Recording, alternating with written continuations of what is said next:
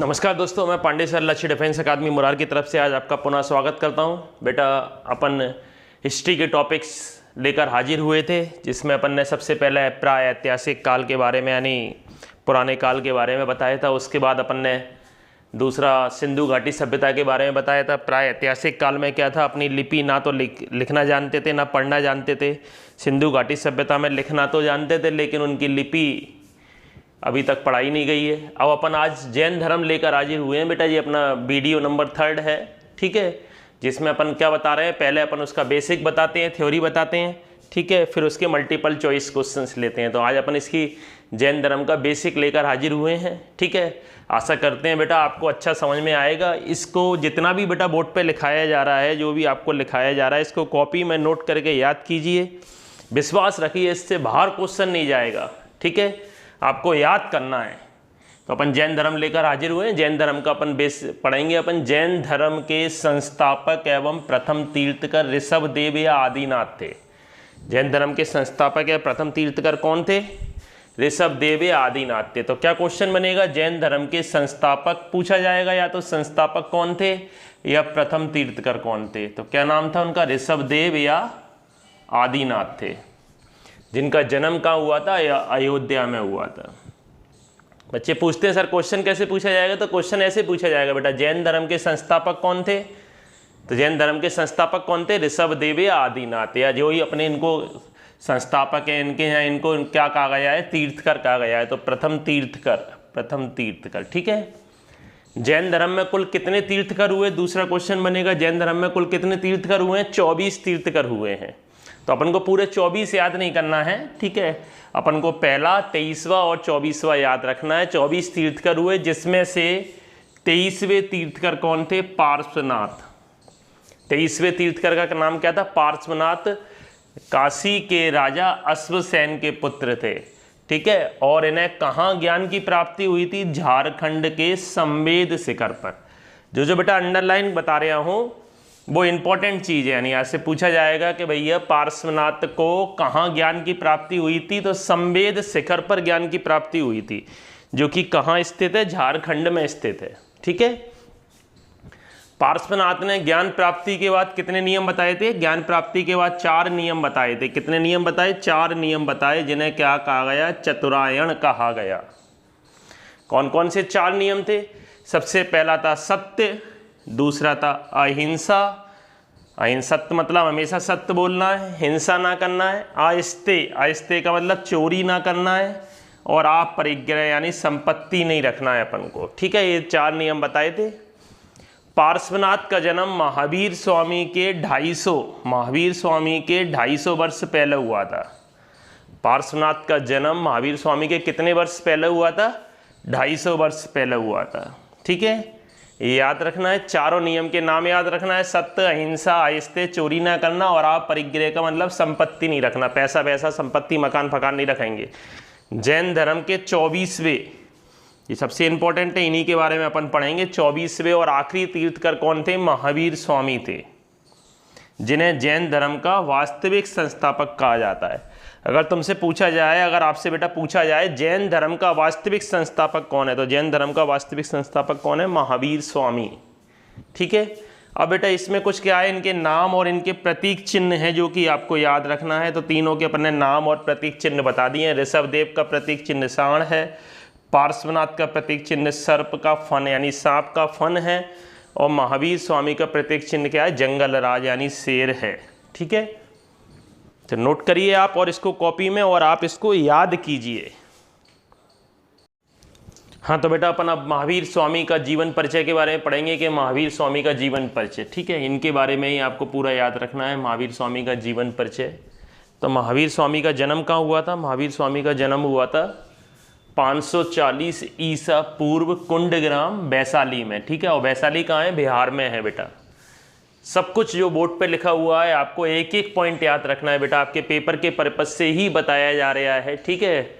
बचपन का नाम क्या था? वर्धमान।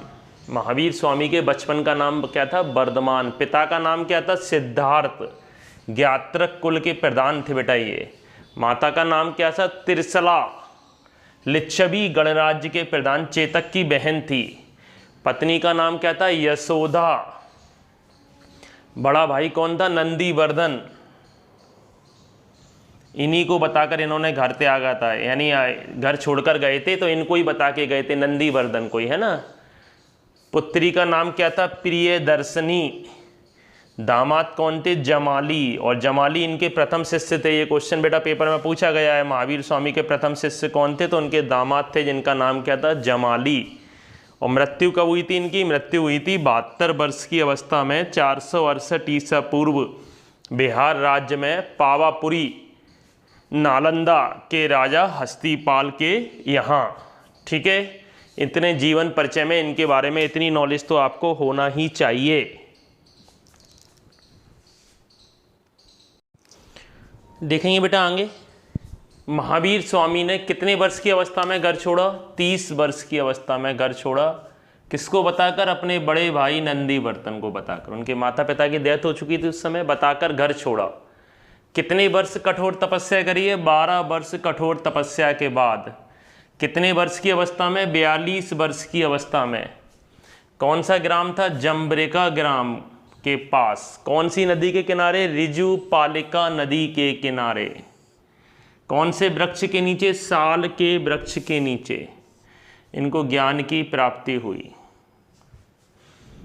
तो कितने वर्ष की अवस्था में घर छोड़ा? 30 वर्ष की अवस्था में घर छोड़ा। कितने वर्ष कठोर तपस्या करी है? 12 वर्ष। कौन सा ग्राम के पास? जम्बरेखा ग्राम के पास। कौन सी नदी? रिजुपालिका। कौन से वृक्ष के नीचे? ज्ञान की प्राप्ति हुई। ज्ञान प्राप्ति के बाद ये क्या कहलाए थे? केवल कहलाए। ज्ञान प्राप्ति के बाद महावीर केवल कहलाए।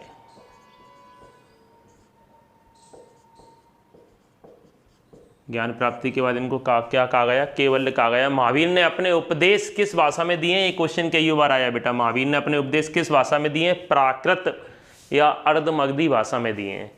महावीर ने अपना पहला उपदेश, बहुत इंपॉर्टेंट क्वेश्चन है, राजगृह के निकट बंचुलाचल पहाड़ी पर किसको दिया था? मेघ कुमार को दिया था। महावीर ने अपना पहला उपदेश राजगीर यानी राजगृह में दिया है, और अंतिम उपदेश कहाँ दिया था? पावापुरी में दिया है। चंपा नरेश दधिवान की पुत्री चंदना इनकी प्रथम भिक्षुणी थी, यानी इनकी प्रथम शिष्या थी चंदना नरेश। ठीक है, और प्रथम शिष्य कौन था वो अपन पहले ही बता चुके हैं उनके जीवन परिचय में, इसके पहले वाले उसमें, कि प्रथम शिष्य कौन था? जमाली, जो कि उनका दामाद था। महावीर ने अपने जीवन काल में बेटा कितने शिष्य थे उनके? 11 शिष्यों को क्या कहा गया? गणधर कहा गया, जिसमें से महावीर के जीवन काल में 10 शिष्यों की मृत्यु हो गई थी। ठीक है, केवल कौन जीवित बचा था? सुधर्मन जीवित बचा था। तो इंपॉर्टेंट पॉइंट क्या है? किस नदी के किनारे, किस वृक्ष के नीचे उनको ज्ञान की प्राप्ति हुई? उपदेश किस भाषा में दिए? बहुत इंपॉर्टेंट क्वेश्चन है। पहला उपदेश कहाँ दिया था? अंतिम उपदेश कहाँ दिया था? ठीक है, प्रथम शिष्य यानी प्रथम भिक्षुणी कौन थी? प्रथम शिष्य कौन था? ठीक है, आगे देखेंगे फिर इसमें अपन आगे देखेंगे बेटा अपन जैन धर्म के 3 रत्न कौन कौन से बताए गए हैं। जैन धर्म में 3 रत्न बताए गए हैं, सम्यक दर्शन, सम्यक ज्ञान, तीनों रत्न के नाम याद होना चाहिए, सम्यक ज्ञान और सम्यक आचरण। जैन धर्म के प्रचार के लिए 2 जैन मीटिंग हुई थी, जिनको जैन संगीतियाँ कहा गया, मीटिंग हुई थी। ये बेटा इनकी जैन धर्म के प्रचार के लिए 2 मेन मीटिंग हुई थी अपनी। ठीक है, प्रथम कब हुई थी? 300 ईसा पूर्व, पाटलिपुत्र जगह का नाम है, स्थान का नाम है, और अध्यक्ष कौन था उस समय? स्थूलभद्र। ये कौन थे? अध्यक्ष थे। और समय शासन किसका था? चंद्रगुप्त मौर्य का शासन था। आपको मालूम होना चाहिए चंद्रगुप्त मौर्य भी जैन धर्म का अनुयायी था। ठीक है, और उनकी मृत्यु कहाँ हुई थी? श्रवण बेलगोला में हुई थी। चंद्रगुप्त मौर्य ने उपवास के दौरान उनकी मृत्यु हुई थी। द्वितीय मीटिंग कहाँ हुई थी? 6वीं शताब्दी में हुई थी, 512 ईस्वी में। वल्लभी स्थान है, वल्लभी प्रेजेंट में कहाँ? गुजरात। क्षमा श्रवण इनके अध्यक्ष थे बेटा। ठीक है, दोनों मीटिंगों के बारे में मालूम होना चाहिए। और प्रथम सम्मेलन के बाद जैन धर्म 2 भागों में बट गया था। 2 भाग कौन कौन थे? श्वेतांबर और दिगंबर। ठीक है, एक श्वेतांबर और दिगंबर में बट गया था। जैन धर्म का संस्कृत भाषा में लिखा गया महत्वपूर्ण ग्रंथ कौन सा है? कल्पसूत्र है।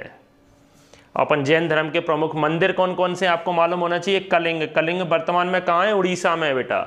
तो कलिंग में हाथी गुम्फा मंदिर है, हाथी गुफा मंदिर।